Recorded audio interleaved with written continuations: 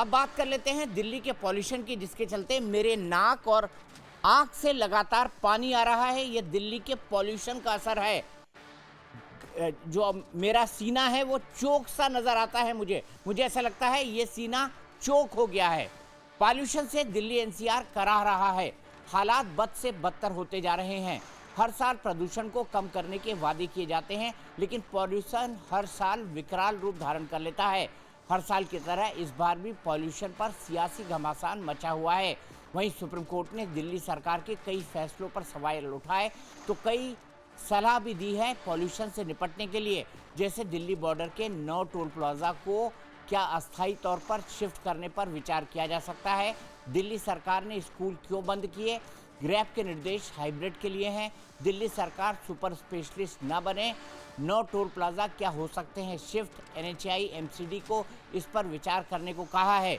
दिल्ली में प्रदूषण का लेवल बेहद खतरनाक स्तर तक पहुंच जा चुका है। हाल यह है कि दिल्ली में सांस लेना दूभर होता जा रहा है। एयर क्वालिटी इंडेक्स लगातार खराब कैटेगरी में बना हुआ है, इनफैक्ट बहुत खराब। वहीं दिल्ली सरकार ने अब प्रदूषण के आगे घुटने टेक दिए हैं। दिल्ली सरकार ने दिल्ली के लोगों से माफ़ी मांगते हुए प्रदूषण को कम करने के लिए समय मांगा है और एक बार फिर से प्रदूषण का ठीकरा आम आदमी पार्टी के सर फोड़ दिया है। बहुत खेद के साथ आज कहना पड़ रहा है, आम आदमी पार्टी जो 10 साल की बर्बादी जिनकी हम झेल रहे हैं, जिनका हर दिन पोल्यूशन आज के साल के मुकाबले ज़्यादा रहता रहा, जो मैंने अभी भी आंकड़े बताए कि अगले हफ्ते क्या होने वाला है, ये पिछले आंकड़ों से देखकर बताया। हमारे समय पे ऐसा नहीं हो, इसके लिए हम यत्नशील हैं, लेकिन वो जानबूझकर पोल्यूशन को बढ़ाने के लिए जगह जगह आग लगा रहे हैं, कूड़ा जला रहे हैं। वो रोज प्रार्थना कर रहे हैं कि किस तरीके की बढ़ जाए। वो दिल्ली के लोगों की चिंता नहीं कर रहे। इतनी गंदी राजनीति में नहीं जाना चाहिए।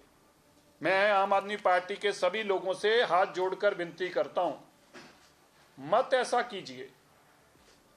मैं हाथ जोड़कर अरविंद केजरीवाल जी से आग्रह करता हूं।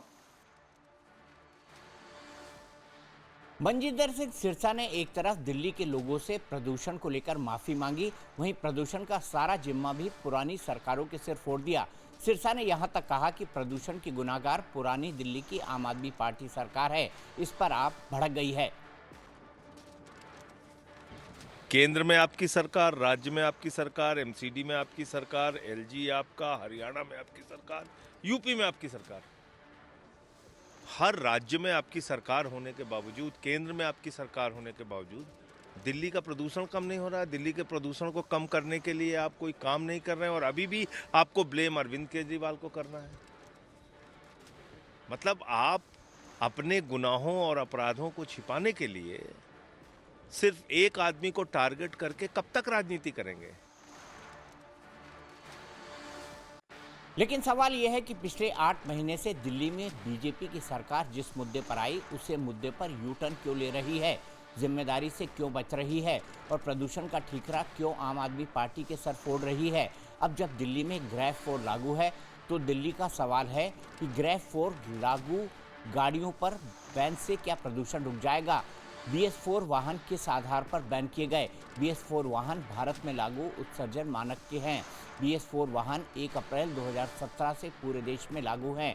वाहन उत्पादन 1 अप्रैल 2017 से 31 मार्च 2020 के बीच हुआ है। BS4 वाहन पेट्रोल 15 साल और डीजल वाहन 10 साल तक के लिए वैध हैं। पॉल्यूशन के आधार पर सर्टिफाइड है। BS4 वाहनों पर रोक से आम लोग क्या करेंगे। ये वे सवाल हैं जो वाहनों को लेकर हैं, लेकिन सवाल अभी भी कई हैं। सरकार ने गाड़ियों को रोकने के फैसले में देरी की, गाड़ियों पर रोक लगा दी। जनता के लिए क्या तैयारी है। दूसरे शहरों से दिल्ली ऑफिस जाने वाले कैसे जाएंगे। क्या गाड़ियों की वजह से पॉल्यूशन का मीटर हाई हुआ। दिल्ली सरकार ने पुरानी सरकार के ऑड इवन सिस्टम से परहेज क्यों किया। कि ऑड इवन सिस्टम एक कारगर उपाय नहीं था। पुरानी सरकार के सिर ठीकरा फोड़ा। दिल्ली सरकार ने क्या तैयारी की थी। वहीं दिल्ली की मुख्यमंत्री रेखा गुप्ता ने दिल्ली के लोगों से प्रदूषण को कम करने के लिए पब्लिक ट्रांसपोर्ट से आवाजाही की अपील की है। मैं अक्सर उन लोगों को कहती हूं जो कहते हैं कि पॉल्यूशन की बात करते हैं, पॉल्यूशन है दिल्ली में कैसे कम होगा। तो अब मैं ये कहती हूँ कि पॉल्यूशन में एक बड़ा हिस्सा ट्रांसपोर्टेशन का है। जब भारत के नक्शे में एक बिंदु बराबर दिखने वाली दिल्ली 1500 किलोमीटर 1483 किलोमीटर में फैली हुई, उसमें 3 करोड़ के लगभग जब लोग रहते हैं, लाखों व्हीकल जब सड़कों पे चलते हैं और उसमें भी लाखों व्हीकल बिना पॉल्यूशन सर्टिफिकेट के भी घूमते हैं, तब वो जो धुआं छोड़ते हैं, प्रदूषण करते हैं, वो रोकता है दिल्ली की सांसें। और ये हम सबका दायित्व है। यदि हम चाहते हैं कि दिल्ली ब्रीदेबल रहे तो हमें पब्लिक ट्रांसपोर्टेशन का उपयोग करना ही होगा।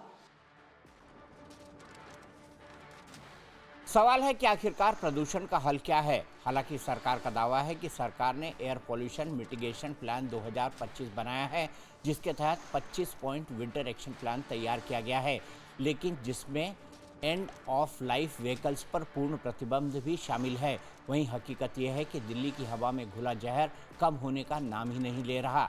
लगातार दिल्ली को प्रदूषण की मार पड़ रही है और दिल्ली एनसीआर पूरी तरह से गैस चैम्बर में तब्दील हो चुका है।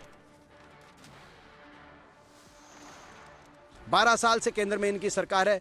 प्रधानमंत्री जी को जिम्मेदारी लेनी चाहिए, पर्यावरण मंत्री जी को जिम्मेदारी देनी चाहिए। इस वायु प्रदूषण पर चर्चा कराकर एक ठोस योजना देश के सामने रखनी चाहिए। हम भी साथ देंगे, लेकिन ये तो इसको मुद्दे को सिरे से नकारने का काम कर रहे हैं। जैसे सिगरेट पीना सेहत के लिए हानिकारक है, हर डिब्बी के पीछे लिखा रहता है, ऐसे हरियाणा, एनसीआर, दिल्ली में जीना भी आज सेहत के लिए हानिकारक हो गया। और जो सरकार इस विषय को नकारे और 1 मिनट की भी चर्चा सदन में ना कराए, कोई योजना ना दे देश को, ऐसी सरकार भी आज देश की सेहत के लिए हानिकारक है।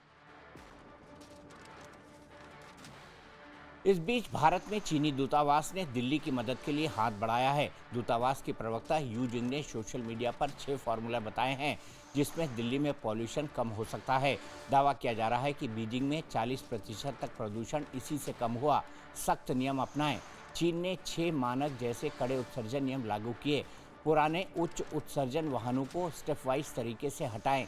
कारों की संख्या बढ़ने पर रोक, लाइसेंस प्लेट लॉटरी और ऑड इवन वीकेंड ड्राइविंग नियम लागू करें। बड़े मेट्रो और बस नेटवर्क का निर्माण करें। इलेक्ट्रिक वाहनों की ओर तेजी से बढ़ें।